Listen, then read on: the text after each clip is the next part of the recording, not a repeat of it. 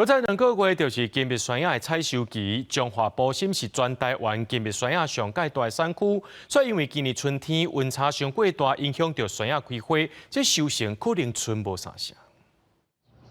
山野园内底原本应该是满满的山野，即阵生甲哩哩答答。彰化埔心乡是全台湾金碧山野上大的产区，但是今年春天温差大，山野无开花，影响结果率，收成恐惊剩无三成。人一丛，有人5、6丛，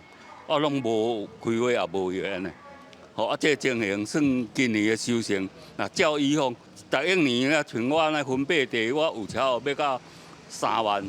但是今年的时阵只有4成尔，4成粒尔。埔心乡农会表示，金碧山野产量有分大细年，旧年大丰收，今年产量原本就较少，加上气候影响结果率，预计绩效可能会打破过去的纪录，每公斤超过200块。面对农作物绩效甲产量的大起大落，农会就建议农民加强耕耘管理，稳定品质甲产量。若要迄大细年较好控制，阮遮是会建议讲吼，看是要8月中还是小暑过后几礼拜的，拢撤掉，安尼明年会较好管理安尼。因为天气的无稳定，所以有当时收成就好，有当时收成无好，所以咱就用加工品的方式来增加农民的收入，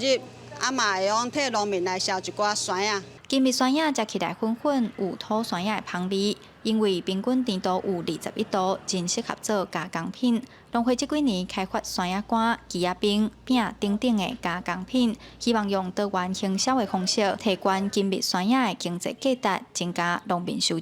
记者杨淑晴，彰化报道。